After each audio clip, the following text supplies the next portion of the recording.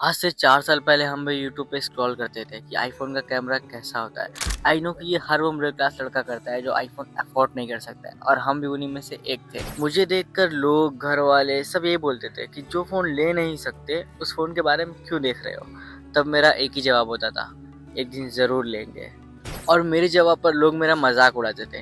वैसे आप लोगों को लग रहा होगा कि हम आईफ़ोन को लेकर इतना सीरियस क्यों हैं? एक फ़ोन ही तो था, तो बात सिर्फ़ फ़ोन की नहीं है। मुझे सोशल मीडिया पे काम करना था, लाइफ़ में कुछ करना था और मुझे इतना समझ आ चुका था कि वीडियो के लिए आईफ़ोन सबसे बेटर है।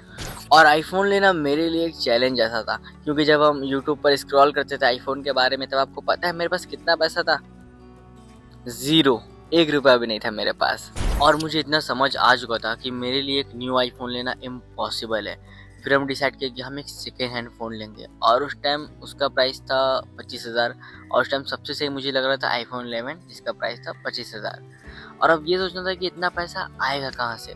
तो सारा दिमाग लगाया, सब कुछ दिमाग जितना था मेरे पास लगा दिए सारा कुछ, पर मुझे समझ नहीं आया पैसा आएगा कहाँ से? फिर हम भी वही गए जहाँ सब जाते हैं, अम्मी-अब्बू को मनाने। और सबसे मुश्किल वही था, अम्मी-अब्बू को ये यकीन दिलाना कि अभी 25,000 का फ़ोन ले रहे हैं और उस फ़ोन लेने के बाद हम 1 साल बाद वीडियो बनाएँगे, मतलब 1 साल तक वीडियो बनाएँगे और पैसा कमाना शुरू कर देंगे। ये सबसे ज़्यादा डिफ़िकल्ट था अम्मी-अब्बू को मनाना।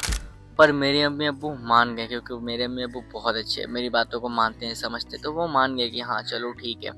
तो फिर मेरे घर जो साड़ी का काम होता था, उसमें से डिसाइड हुआ कि हर महीने मुझे 5,000 मिलेगा। पर जो डिसाइड होता है वो होता कहाँ है? कभी कोई प्रॉब्लम, कभी कोई प्रॉब्लम, तो ऐसे थोड़ा बहुत कभी 3,000 मिलता था, कभी 2,000 मिलता था, कभी-कभी बस एक ही बार मुझे 5,000 मिला। ऐसा करते-करते 6 महीने गुज़र गए थे और 6 महीने तक मेरे पास जमा हो पाया था बस 20,000 और इतना टाइम गुज़र चुका था, मुझे लग रहा था कि अब मुझे पैसा कहीं न कहीं से इंतज़ाम करना पड़ेगा, क्योंकि मुझे जल्दी से फ़ोन लेना है, सोशल मीडिया पे कुछ करना है। तो फाइनली ऑप्शन बचा था मेरे पास कर्ज़ लेने का, तो मेरे घर पे मेरे ख़ानदान में एक भाई है जिन्होंने मुझे 5,000 रुपए कर्ज़ दिया, तो मेरे पास टोटल हो गए थे 25,000, जिनको मिलाने के बाद अब हम ओएलएक्स पे सर्च कर रहे थे, रिसर्च कर रहे थे एक आईफ़ोन 11 अच्छा-सा। और उस टाइम मुझे एक आईफ़ोन 11 मिला, जो कि एक स्टूडेंट था, एक लड़का था और वो स्कूल भी मुझे पता है पर उसका नाम नहीं बोलेंगे हम। वो मुझे एक जगह बुलाया, हम गए फ़ोन लेने, फ़ोन देखे, मेरा फर्स्ट टाइम था, ये याद रखिएगा मेरा फर्स्ट टाइम था, हम फर्स्ट टाइम आईफ़ोन 11 ले रहे थे और हम किसी को अपने साथ लेकर के नहीं गए थे, ये लोग बहुत मज़ाक उड़ाने लगते हैं, कुछ भी करने लगते हैं, तो हम अकेले ही गए थे। मेरे साथ बस एक मेरा फ्रेंड था, वो भी मेरे मोहल्ले का। तो हम गए, उससे फ़ोन लिए, फ़ोन चेक किए, हमको ठीक-ठाक लगा, घर आ गए। सब कुछ सही चल रहा था, फ़ोन यूज़ कर रहे हैं हम, वीडियो बना रहे हैं, सब कुछ सही। बट 2 महीने बाद फिर फ़ोन में प्रॉब्लम आना शुरू हो चुकी थी और अब मुझे समझ नहीं आ रहा था क्या करें? मेरे पास 1 रुपया भी नहीं था, क्योंकि हम मेरे पास जितना पैसा था जमा कर के हम फ़ोन ले चुके थे 25,000 का और मेरे पास 1 रुपया भी नहीं था। फ़ोन गड़बड़ होने के बाद शॉप पे गए, उसको दिखाएँ तो पता लगा कि उसका डिस्प्ले चेंज है, जो डिस्प्ले लगा हुआ है वो नकली है, कॉपी है। इस वजह से फ़ोन गड़बड़ चल रहा है मेरा, पूरा स्क्रीन इधर-उधर भाग रहा था। तो ये प्रॉब्लम आ गई फिर। मतलब आप समझ रहे हो, इतने महीने तक इतनी मुश्किल से अम्मी-अब्बू को मना करके पैसा जमा किए और जाके करके फ़ोन लिए और फ़ोन गड़बड़ निकल गया। फर्स्ट टाइम था तो उसने धोखा दे दिया। अब फिर फ़ोन गड़बड़, फिर कुछ टाइम तक उसी तरह यूज़ किए। मतलब हाँ, फिर लास्ट में क्या हो गया था, यूज़ होने लायक भी नहीं बचा था, उसका पूरा स्क्रीन भाग रहा था। हर 2-3 मिनट में स्क्रीन भागने लग रहा था। तो फिर क्या किया, उसको फिर बेच दिए। और बेचे थे लगभग 17,000 में बेचे और उसका ज़्यादातर पैसा घर में ही दे दिए और कुछ पैसे से मतलब 5 से 6,000 में एक शॉप खोल लिया। शॉप खोल के बैठ गए और अब लग रहा था कि लाइफ में कुछ बचा नहीं, सब खत्म हो गया, क्योंकि फ़ोन ली थी मैंने से, अम्मी-अब्बू को मनाया और जो उनसे वादा किए थे वो वादा भी पूरा नहीं कर पाए और दे दिए, फ़ोन भी बेच दिए। अब वो वादे का क्या होगा, और टेंशन अलग थी कि कुछ करना है लाइफ में और शौक था सोशल मीडिया पे ही करने का। और उस टाइम ना मेरे ऊपर बहुत मुश्किलात चल रही थी, पर चाहे कुछ भी हो जाए दिमाग में मेरे एक चीज़ घूम रहा था कि चाहे कुछ भी हो जाए, हार नहीं मानना है, चाहे कुछ भी हो जाए। और 1.5 साल बाद फिर हम आईफ़ोन 12 लिए।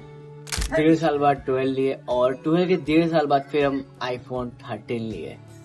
और अभी माशाल्लाह मेरे इंस्टाग्राम पे 9,500 से ज़्यादा फॉलोअर्स हैं और थोड़ी बहुत अर्निंग हो जा रही है, एक अर्निंग सोर्स बन गया है अब, जिससे घर वाले भी नहीं डांटते हैं, तो अर्निंग सोर्स बन गया है 5 साल मेहनत करने के बाद। और हाँ, आईफ़ोन 12 कैसे लिए थे, वो भी एक बहुत मुश्किलात से भरी हुई स्टोरी है, वो 11 से भी ज़्यादा मुश्किलात से भरी हुई स्टोरी है। तो अगर आप जानना चाहते हैं कि हम आईफ़ोन 12 कैसे लिए थे, तो आप कमेंट कर दीजिएगा आईफ़ोन 12, तो हम उसके ऊपर एक वीडियो बना देंगे कि हम आईफ़ोन 12 कैसे लिए थे। और ये सब चीज़ें बताने का मकसद मेरा इतना सा है कि आपको मोटिवेट कर सकें और बता सकें ज़िंदगी में मुश्किलात चाहे कितनी भी आ जाएं, अगर आप एक चीज़ पे टिके हुए हो ना और सालों से टिके हुए हो, मेहनत कर रहे हो एक चीज़ पे, वो आपको मिलती रहेगी चाहे कुछ भी हो जाए। बस आप सही चीज़ों को फॉलो करना, मतलब गलत चीज़ों के पीछे मत पड़ जाना, एक अच्छी चीज़ों को फॉलो करना और उस पर डटे रहना। इंशाल्लाह आपको हर एक वो चीज़ मिलेगी जिसके लिए आप मेहनत कर रहे हो। और अगर आपको मेरी वीडियो थोड़ी सी भी अच्छी लग रही होगी तो वीडियो को लाइक कर दीजिएगा और चैनल को ज़रूर से सब्सक्राइब कर लीजिएगा, क्योंकि अब आपको यहाँ पे इस चैनल पे इंटरेस्टिंग वीडियो देखने को मिलने वाली है। और हाँ, डिस्क्रिप्शन में हम एक चैनल का लिंक दिए हुए हैं जहाँ पे हम शॉर्ट फिल्म बना रहे हैं, तो आप एक बार चेक ज़रूर से कर लीजिएगा। तो बस इतना ही था। अस्सलामु अलैकुम, हम मिलते हैं आपसे नेक्स्ट वीडियो में।